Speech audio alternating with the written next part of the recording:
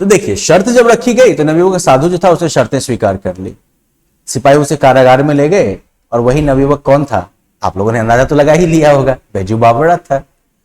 अब रवि की पहली किरण, रवि जो है वो सूर्य का पर्यायवाची शब्द है, सूर्य का ही दूसरा नाम है। तो सूरज की पहली किरण ने जो है आगरा की जनता को नगर के बाहर भागते देखा। सब नगर के बाहर क्यों भाग रहे थे? तो इसलिए भाग रहे थे क्योंकि साधु की प्रार्थना पर सर्वसाधारण को भी उसके जीवन और मृत्यु का कौतुक देखने की आज्ञा दी गई थी। साधु ने ही ऐसा जो है रिक्वेस्ट किया था, ऐसी प्रार्थना की थी कि जनता भी जो है वो उसके जीवन और मृत्यु का ये नौटंकी, ये तमाशा देखने आ सके। ये उसने प्रार्थना की थी और इसलिए जनता को भी जो है वो आज्ञा दी गई थी कि आप भी जाके जो है उस साधु के जीवन और मौत का ये ड्रामा जो है वो देख सकते हैं। अब साधु की विद्वता की धाक दूर दूर तक फैल चुकी थी, क्योंकि भाई पिछले दिन ही सबने उसका गाना सुना था। तो जो कभी अकबर की भी सवारी देखने को घर से बाहर ना निकले थे, भाई महाराजा जब सवारी करते हुए घर से बाहर निकलते थे तो भाई प्रजा जो है देखने के लिए भीड़ लग जाती थी ना। तो जो लोग लेकिन अकबर को भी बाहर सवारी करने देखने के लिए नहीं निकले थे, मतलब बिल्कुल बाहर ही आना पसंद नहीं करते थे, जिन्होंने कभी बड़े बड़े त्योहारों पर भी घर से बाहर निकलना पसंद नहीं किया था, आज वे भी नई पगड़ियां घोट घोट कर बांध रहे थे। पगड़ियां घोट घोट कर बांधना मतलब क्या? पूरी तरह से सज धज के तैयार हो रहे थे बाहर जाने के लिए। तो ये था बैजू बावरा के कह सकते हो कि लोकप्रियता का दायरा। चलो 10 बज गए, लोगों ने दृष्टि ऊपर उठाई, नजर ऊपर उठाई। अकबर सिंहासन पर थे, साथ ही नीचे तानसेन बैठा था और सामने फर्श पर नवयुवक बैजू बावरा बैठा था। ठीक है, अकबर ने घंटी बजाई और तानसेन ने कुछ प्रश्न संगीत विद्या के संबंध में बैजू बावरा से किए। ठीक है, बैजू ने उचित उत्तर दिए और लोगों ने हर्ष से तालियां बजाई। जैसे क्रिकेट में होता नहीं, चौका छक्का मारता है अपनी पसंद का टीम तो आप ताली बजाते हो ना, सीटी बजाते हो, तो वैसे ही पब्लिक जो है वो तो बैजू के पक्ष में है, वो सब तो बैजू की फैन है एकदम से यहाँ पर। और इसलिए जब बैजू बावरा सही उत्तर दे देता है तो लोग जो है खुश होकर एकदम से तालियां बजाते हैं, एकदम से जय हो बलिहारी, ये सब चीज बोलने लगते हैं। अब बैजू बावरा की बारी। बैजू बावरा ने सितार हाथ में लिया और जब उसके तारों को हिलाया तो जनता ब्रह्मानंद में डूब गई और वृक्षों के पत्ते निश्चल हो गए। बैजू बावरा ने जैसे ही सितार के तारों को हिलाया तो जनता जो है जो वहां पर पब्लिक है वो ब्रह्मानंद में डूब गई। देखिए, इस दुनिया का आनंद जो है वो तो बस इस दुनिया का आनंद है। ब्रह्मानंद मतलब ब्रह्मलोक के समान जो आनंद हो एकदम से, मतलब कि बहुत ही आनंद की पराकाष्ठा कह सकते हो, किसके ऊपर कोई आनंद ही नहीं होगा। तो जैसे ही उसने वीणा के तारों को हिलाया तो जनता जो है बिल्कुल आनंद में डूब गई, आनंदमय हो गई, आनंद की पराकाष्ठा को जो है अनुभव करने लगी। और वृक्षों के पत्ते जो थे वो बिल्कुल निश्चल हो गए, मतलब बिल्कुल रुक गए, ठमक गए एकदम से, वायु रुक गई और सुनने वाले मंत्रमुग्ध होकर सिर हिलाने लगे।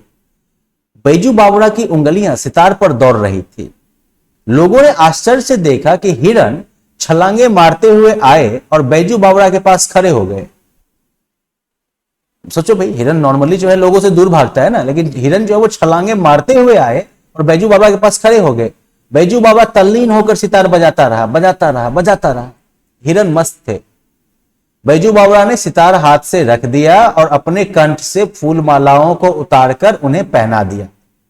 ठीक है, उसी हिरण में से एक हिरण को जो है उसने जो है फूलमाला वाला हार पहना दिया। फूलों के स्पर्श से हिरणों को सुधि आई, ध्यान आया, अरे वे कहां आ गए हैं, लोगों के बीच में पहुंच गए हैं, और वे चौकड़ी भरते हुए भागकर वृक्षों में छिप गए। फिर से वो भाग गए वहां पर। अब तब बैजू ने कहा, तानसेन, फूल मालाएं पहने हुए हिरणों को अब यहां फिर बुलवाइए, तब मैं आपको संगीत विद्या में पूर्ण मानूं। चलो भाई, ये तो तगड़ा शर्त हो गया कि जिन हिरणों को मैंने फूलमाला पहना के भेज दिया है उनको दोबारा आप बुलवा कर लें तो मैं मान लूंगा कि आप संगीत विद्या में पूर्ण हैं। तानसेन सितार हाथ में लेकर और अपनी पूर्ण प्रवीणता के साथ बजाने लगा। तो जितना जितना उसको बजाने आता था उस हिसाब से बजाने लगा। ऐसा अच्छा सितार उसने अपने जीवन में कभी नहीं बजाया था, इतना बढ़िया वो प्रयास कर रहा था। सितार के साथ वो स्वयं सितार बन गया और पसीना पसीना हो गया, है ना, मतलब जबरदस्त कर रहा है। बजाते बजाते बहुत समय बीत गया, उसकी उंगलियां दुखने लगी। बहुत चेष्टा करने पर भी जब कोई हिरण ना आया, तब तानसेन की आंखों के आगे मृत्यु नाचने लगी। अब जो है उसको डर हो रहा है, पहली बार वो पसीना पसीना हो गया और लज्जा से उसका मुखमंडल तबतबा उठा एकदम से। ठीक है, वो खिसियाना होकर बोला, तो खिसिया नहीं जाता है, कई बार देखते होंगे ना कि हारने पर भी आदमी जो है चिढ़ने लगता है एकदम से, जब लगता है कि वो हार जाएगा। और ऐसी स्थिति में जबकि वो बहुत ज्यादा बोल के आया हो, एकदम से अगले को जो है बहुत छोटा समझ के आया हो, और तब जब वो हारने लगता है तब फिर उल्टा पुल्टा बोलने लगता है ना, अब बेईमानी कर रहा है, ये पिच खराब है, ये है वो है। क्रिकेट की बात बता रहा हूं। तो वैसे ही तानसेन भी जो वो भी खिसिया के बोलता है एकदम से। वो हिरन तो अकस्मात इधर आ निकले थे, राग का प्रभाव थोड़े ही था, साहस है तो दोबारा बुला के दिखाओ। बैजू बावरा मुस्कुराया और धीरे से बोला, बहुत अच्छा।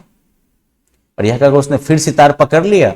एक बार फिर संगीत की आवाज जो है वो वायुमंडल में लहराने लगी। फिर सुनने वाले संगीत सागर की तरंगों में डूबने लगे। हिरन बैजू बावरा के पास फिर आए, वे ही हिरन जिनकी ग्रीवाओं में यानी कि गर्दनों में फूल मालाएं पड़ी हुई थी और जो राग की सुरीली ध्वनि के आकर्षण से आ गए थे पहले भी। बैजू बावरा ने मालाएं उतार ली और हिरन कूदते हुए लोप हो गए। बैजू बाबा ने उनके गर्दन से मालाएं उतार ली, इस बार हिरन फिर कूदते हुए गायब हो गए। अब देखो, तानसेन तो हार गया। अकबर का तानसेन के साथ लेकिन अगाध प्रेम था। अकबर जो तानसेन को बहुत ज्यादा मानता था। अब जब उसकी मृत्यु निकट देखी तो कंठ भर आया, तो उसको पता था कि शर्त के मुताबिक अब तो तानसेन की जिंदगी जो है वो बैजू बावरा के हाथ में है। मतलब जैसे तानसेन किसी को नहीं छोड़ता था, वैसे बैजू बावरा भी क्यों छोड़ेगा उसको। इसलिए जब उसने मृत्यु देखा कि मेरे मित्र की मृत्यु अब पास आ गई है, उसका गला भर आया।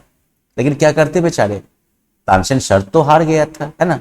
तो विवश होकर उठे और संक्षेप में निर्णय सुनाया, बैजू बावरा की विजय और तानसेन की पराजय, बस इतना ही निर्णय।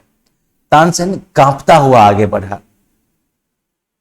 वह तानसेन जिसने स्वयं किसी को मृत्यु के घाट उतारते हुए दया नहीं की थी, वो उस समय दया के लिए प्रार्थना करने लगा। और तब बैजू बावरा ने कहा, जहां पनाह जो है वो बादशाह के लिए यूज होता है, अकबर के लिए यूज होता है। तो वो जो है कहते हैं, बैजू बावरा कहता है कि मुझे प्राण लेने की इच्छा नहीं है, आप इस निष्ठुर नियम को हटा दीजिए कि जो आगरा की सीमाओं के अंदर गाएगा, यदि तानसेन से हार गया तो मरवा दिया जाएगा। अकबर भी जो है बिल्कुल व्याकुल होकर बोला, अधीर होकर बोला, यह नियम अभी इसी क्षण से खत्म है। जान बचा भाई, मित्र का जीवन बच गया। तानसेन बैजू बावरा के चरणों में गिर पड़ा। तानसेन जो है इस उपकार की वजह से बैजू बावरा के पैरों में गिर गया और गरीब की तरह एकदम से कहने लगा कि दीनता मतलब गरीबी, तो बिल्कुल गरीब की तरह कहने लगा कि यह उपकार में जीवन भर ना भूलूंगा।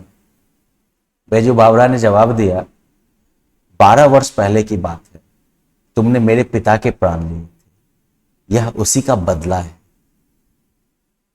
तो देखो, इस कहानी में जो है बहुत कुछ सिखाया है हमें। यह भी सिखाया है कि इतना अहंकारी मत बन जाइए कि आपके अहंकार से दूसरों के जीवन का नाश होने लगे। ये तानसेन से हम जानते हैं। आगे हम ये भी जानते हैं कि कितनी भी प्रतिकूल परिस्थितियां हो, कितना भी मन में जो है क्षोभ हो, हिंसा की भावना हो, लेकिन हमेशा सबसे पहले धैर्य रखना चाहिए। तीसरी बात कि प्रतिशोध या प्रतिकार जो है हिंसा के साथ, वो कभी भी शांति नहीं दे सकती है। बदला जो है वो शांति के तरीके से भी लिया जा सकता है, बदला जो है वो बिना हिंसा के भी लिया जा सकता है, और बदला जो है वो गलती करने वाले को जो है ज्ञान दे के भी लिया जा सकता है, उसे ये समझा के भी लिया जा सकता है कि भाई तुम गलत हो, तुम गलत थे। और ये जो है शायद बदले का सर्वोत्तम रूप है, क्योंकि इसके बाद जो है फिर मन में शांति के आने की संभावना काफी बढ़ जाती है। तो चलिए, ये इस पाठ का अंत हुआ। अब आप लोग जो है इसका प्रश्नोत्तर पूरा करिएगा। जो इसमें बहुत सारे जो है तत्सम शब्दों का प्रयोग किया गया है, और भी अलग अलग तरह के जो है नए शब्दों का प्रयोग किया गया है। तो इसलिए जो है उनके मतलब को भी जो है आप लोग जो है पढ़िएगा, नए शब्दों को जो है आप लोग पढ़िएगा, जानिएगा। साथ साथ इन मुहावरों का मतलब आप लोग समझिएगा, याद कर लीजिएगा, और फिर जो है प्रश्नोत्तर जो है इसको पूरा करिएगा, क्लासरूम में अपलोड करिएगा। ठीक है, चलिए फिर बाय बाय।